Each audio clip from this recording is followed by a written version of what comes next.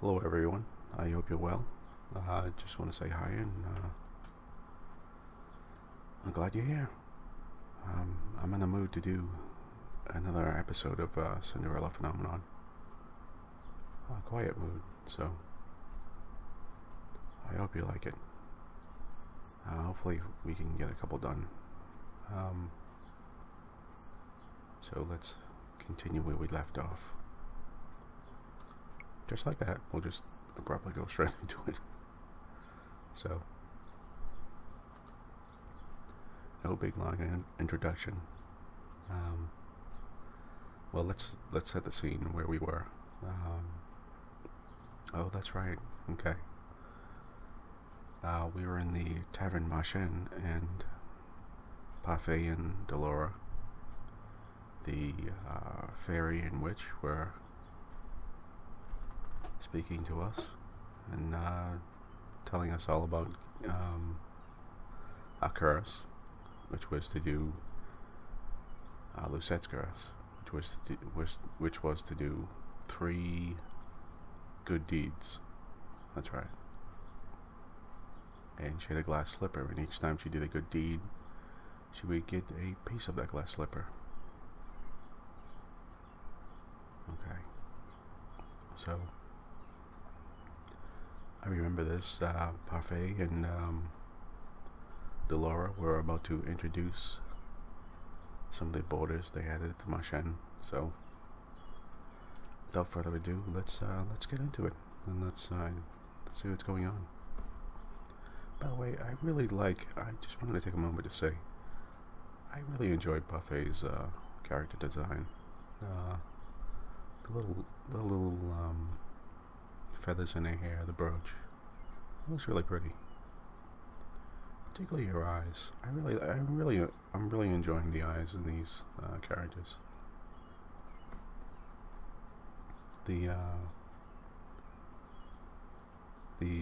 pure quality colors seem to stand out very well. Okay, let's start. Parfait. Come, princess, let me introduce you to the few boarders we have at the Machin. Parfait beckons the serving girl over. Yes, it's a little friend here who's giving salve to Lucette to help her feet. This is Anise. She helps out in the Machin and does most of the cooking. Excuse me. I'm sure you understand why she's working here now. Oh, that's right, we fired her. I believe she deserves an apology. Miss Delora, what are you talking about? Don't you worry your sweet little head over it. You don't remember what this ice princess did to you? Huh? I have nothing to apologize for. Clumsiness does not befit a palace maid. I only did what was necessary. Well, it's nice to meet you, princess. I'm her niece, Willow. I hope we get along. And by the way, that's how I'm choosing to say her name, Anise, not Annis, or anything like that. So, okay, so some silence there between Anise and Lucette. Really, this is how you're going to start doing good? Don't believe I asked your opinion. Please, you two. No fighting.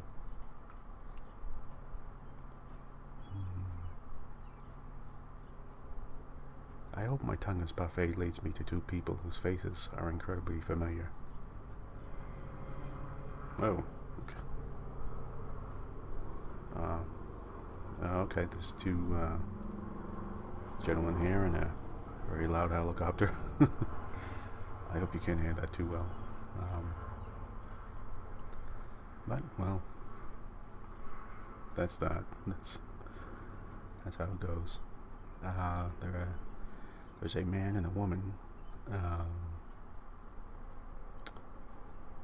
don't know, mercenary types, maybe? I can't tell. Let's see, the man has black hair and green garb. The woman has a very cool design, blonde hair. Parfait. This is Jurian Valiant and Galen Belro.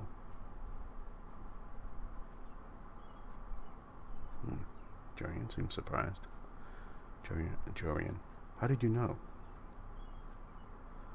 Both of you were in the Order of Caldera.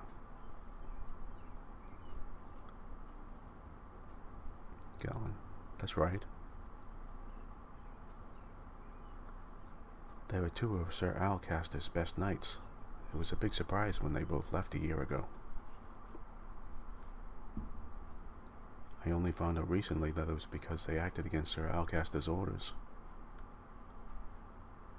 They were stripped of their titles and dishonorably discharged from service. What are you two doing here? We help the fairies. Now I hate to say this, but I don't know which one is Jurian and which one is Gull. But I guess we'll find out in time. Parfait, they and Anise are exceptions and are allowed in this tavern without the curse. Really? Okay. Jurian and Galen lend us their strength to help protect the Marchen. Protect? From the witches. They do anything to make sure their curses remain unbroken. And what about you? I am an exception. Also, I'm good. You keep forgetting the good part. Remember, not all witches are evil. Your curse is a test. A test. Originally, the wicked were cursed so that they could learn to change. The curses were meant to teach them a lesson. I'm wondering how much of a lesson you learn when you're forced to do something, you know? I'm hoping your curse will teach you a lesson too, Ice Princess. I really am only trying to help you. I don't need you to show me how to change. I just want my life back. Well, to do that, you'll have to break your curse.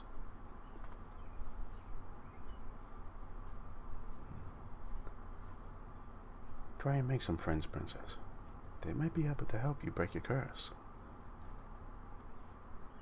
Oh, I'd love to hang around and watch the princess try to be friendly. We have work to do, Delora. Fine. Try not to make any more enemies, Princess.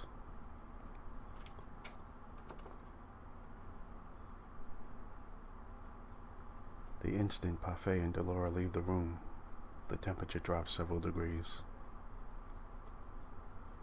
Now that I am alone, I feel the cold stares return. Disgust. Contempt. As if I am the reason they are cursed and have to take refuge in the Marchen in the first place.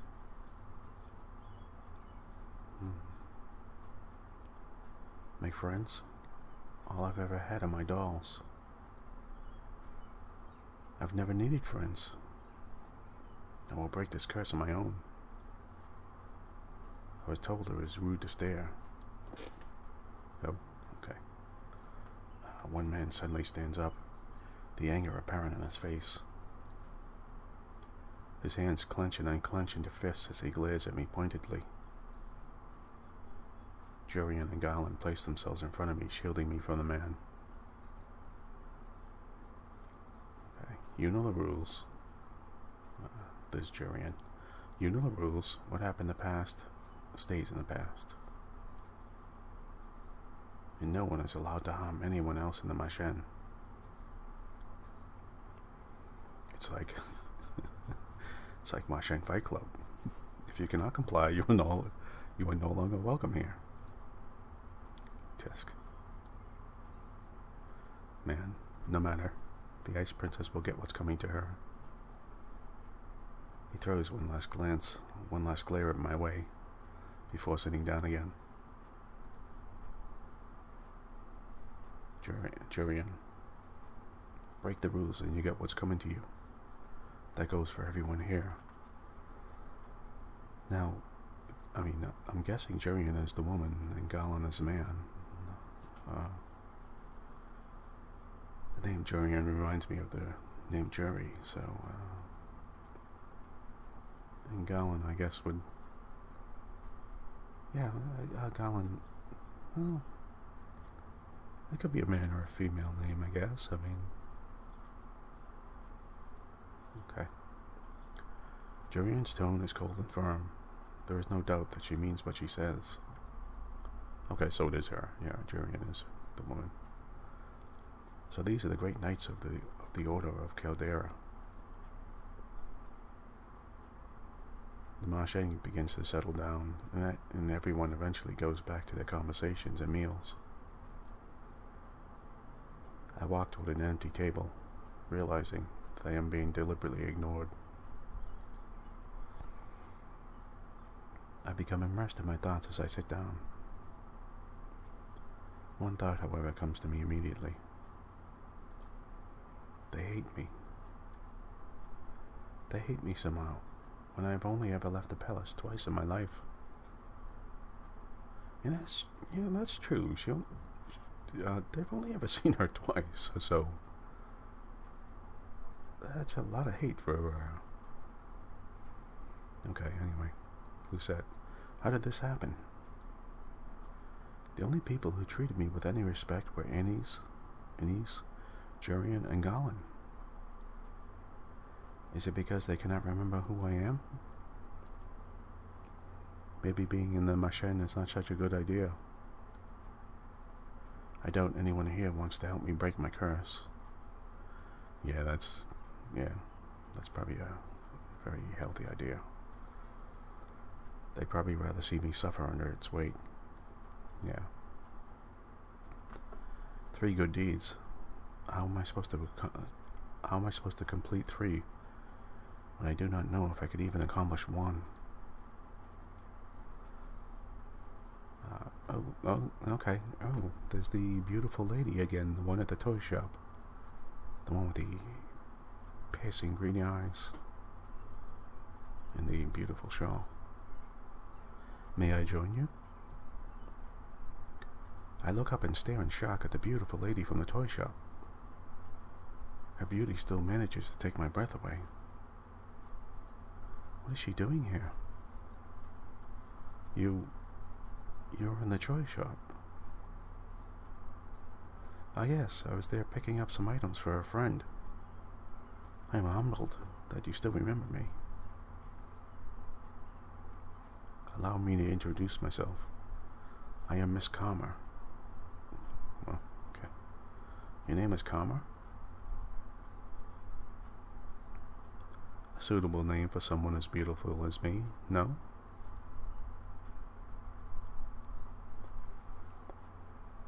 Calmer, your narcissism is going to scare the princess away. Oh, you are that magician boy. Okay, I remember him. He's Waltz. Waltz just suddenly appeared. Boy? Yeah, he is Waltz. Okay. Oh, how appropriate. Boy. Call me that one more time and I'll ruin that pretty face of yours. Ooh. Okay, he's pretty nasty. You would hit a lady? How savage.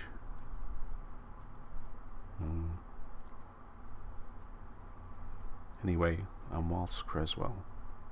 I have the Neverland curse. The Neverland curse. Okay.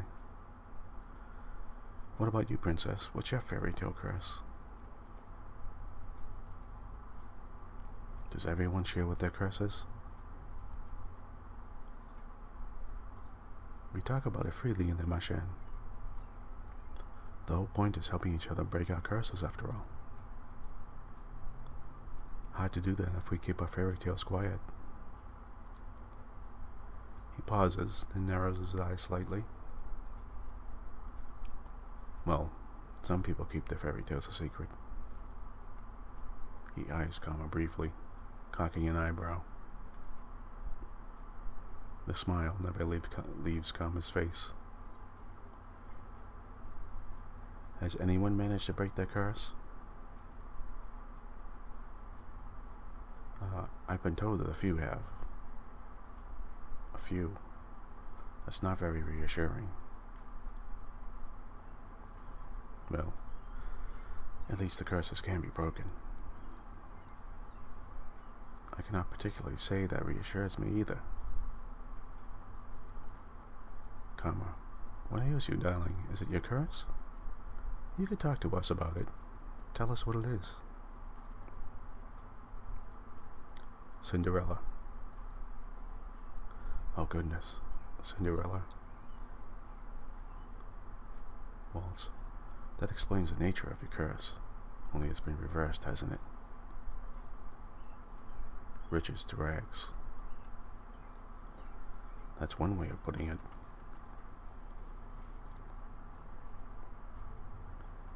Karma, you're not helping. You really are better off ignoring him, Princess. He mostly speaks nonsense. Him? What? He? Yeah, I thought he was a woman.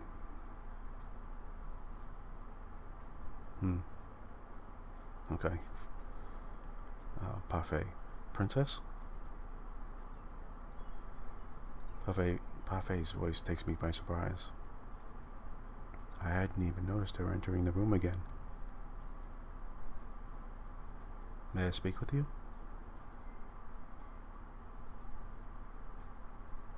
I'd like you to meet someone, though I'm sure you already know him quite well. Oh, it's Rod. And of course with his plaid bunny. Rod? So you really are cursed. Oh, he spoke to her. Okay. Parfait. I was the one that gave Sebi to Rod, so they still had some way to voice his opinions. Sebi? Short for Sebastian. Cute, isn't it? It's nice to meet you, Princess. Sebi's voice changes when it greets me. The tone it uses is lower whenever it speaks for Rod. Perhaps that is what Rod's voice actually sounds like. Wait, if he remembers me, does that mean the mermaid's curse? What? That is my curse. Rod has been mute all this time because he is cursed. Does everyone else know? Obviously, they are my family. Even the king? He knows us as well. So am I the only one you never told? I didn't think you'd particularly care either way. That's actually probably true. He is not wrong. Yet I cannot believe I did not know. I was left out once again. What are you doing here? I have been trying to help Rod with his curse, this buffet. That is why he comes to the Machen from time to time. But I don't even want. Anyway, I only came here today to confirm that you were truly cursed. I wanted to see it with my own eyes. It was a big surprise when I woke up one day and you weren't in the palace. An even bigger surprise when I found out that no one remembered you. It's been days since I was cursed. I wonder, how are things in the palace? Livelier? Happier? Oh. That's... okay. Happier? I've never seen my family happier than they are now. I'd say that's a good thing you aren't a princess anymore. Well, that's... okay, yeah, that's hitting out pretty hard. Lucette, that is. I'd always thought that Rod didn't really care about me regardless, but this is the truth? Oh, God. Oh, okay, we have a choice here. I could either say this is how you really feel, truly feel, or just say nothing. I want to know, is this how he truly feels? Okay. So I have to be cursed for you to open up about how you truly feel? The only reason I didn't say anything earlier was because Emmeline didn't want me to. I'm happier too, now that you're gone. Oh shit, that was... I don't have to pretend to like you anymore. Wow. Wow, that is pretty... okay. Alright. Okay. Lucette. Okay. Rod, I'm going to return to the palace now. Wow, he didn't spare his feelings. He didn't spare her feelings at all. He just... I'm gone, and they're all happier. Parfait, your very existence has been erased in the palace. They've never known you. That doesn't mean they're happy without you. Well, he just said they're all happier. I mean, Lucette, even the king. What did I expect? Why did you bring me here? The people in the Machen, they... I shouldn't have left you alone in there. I'm sorry. You knew how they felt about me. What have I ever done to them? Now, isn't the right time to explain? When will it ever be the right time? So many things have already happened to you. I need you to be patient, Lucette.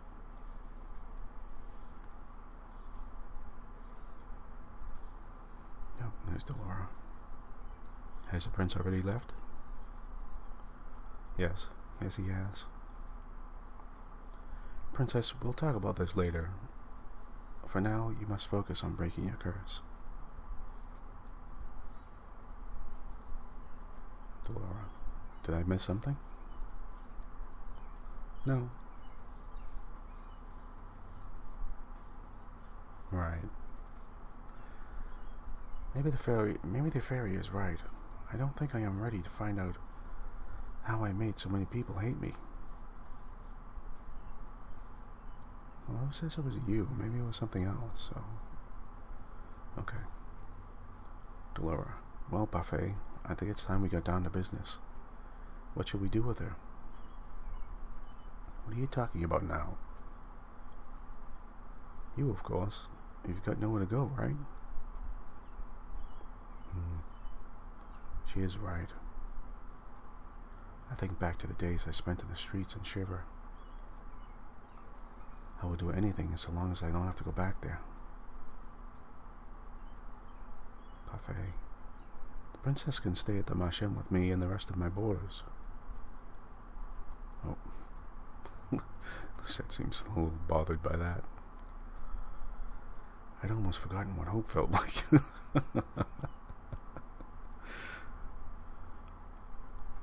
Parfait, but you'll have to work in exchange for a room. I celebrated too soon. What? Magic has its limitations, just like anything else. Money doesn't appear out of thin air, not even for a fairy. The Marchen doesn't attract many customers since only the cursed and a few others can enter. I sell my potions here and there, but I have several hungry mouths to feed and my funds are tight. Lucette, I thought fairies lived in luxury. Parfait, are you broke? Ouch. Even the ex-princess can tell. So she is broke.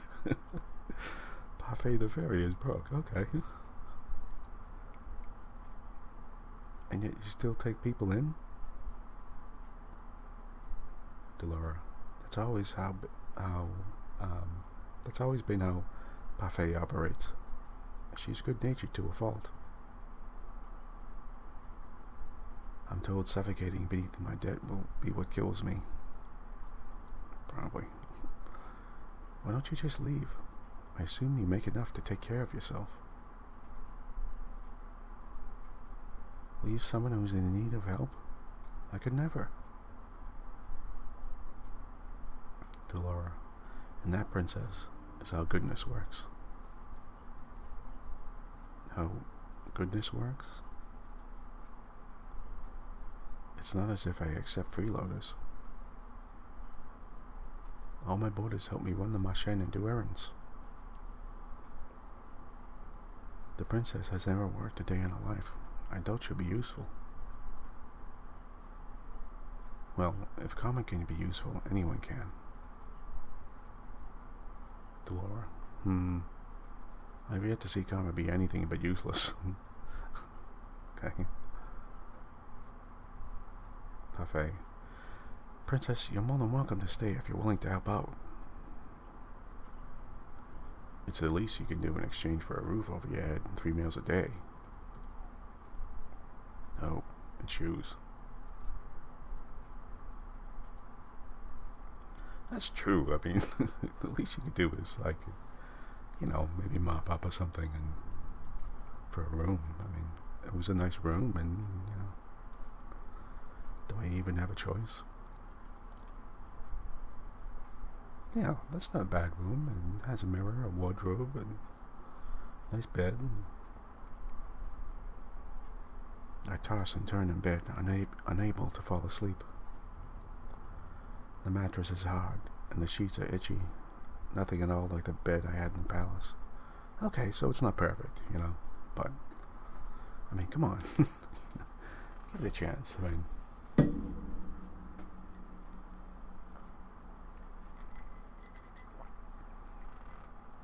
excuse me. Slight drink there. What would I give for my old bed again? For any of the comforts of home. I miss my dolls. Garland. Lady Parfait. Lady Parfait. I sit up immediately. What is going on? Oh, okay. We're down in the, I guess the living room, the living quarters there. I leave my room to investigate. Some of the other Marchen boarders, Waltz, Jurian, and Garland, are sitting on a settee, looking anxious. What's happening? Sorry. This is Jurian. Sorry, did we wake you? No, but the noises Garland was making would have woken the dead. Garland. Jory and I found an injured man while we were doing our rounds. We brought him here. An injured man? Wait, what were you doing outside? It's almost 1 a.m. Nothing you need to worry about. Waltz. Lady Parfait and Anise are attending to the man now. These people, will they just help anyone they find in the streets? What if this man is dangerous? Walt, do you think the witches got to him? Jurian, it's possible. We'll have to find out when he wakes up.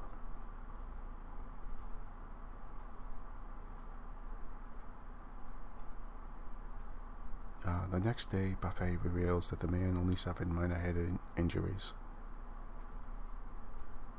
She says that she expects him to awake soon. I look at the tray of food in my hands. Anise has asked me to bring it up to the stranger's room while she finishes the rest of her cooking. I would never have been asked to do this in the palace. Oh, Dolores here? Goodness. What's that poor tray done to you to deserve that look? I must say that it's odd to see the princess doing something nice for someone. What do you want? I have something to ask the man that was brought in last night.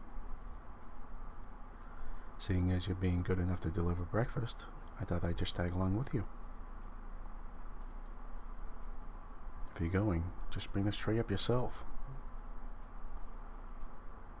You're not in any position to delegate your duties to me, Miss Lucette. Come on, our guest must be famished. Seeing no way out, I followed Delora to the spare room the man had been put in. Okay, this file's getting on long here, and this might be a good place to stop. So I'm gonna stop here, and we'll get to the conversation with the man. It seems like that'll be a sort of a new chapter. So, all right, let's stop here and let's see who this man is. This mysterious man. Okay, I'll be back right in a second. Just hold on, and be right back.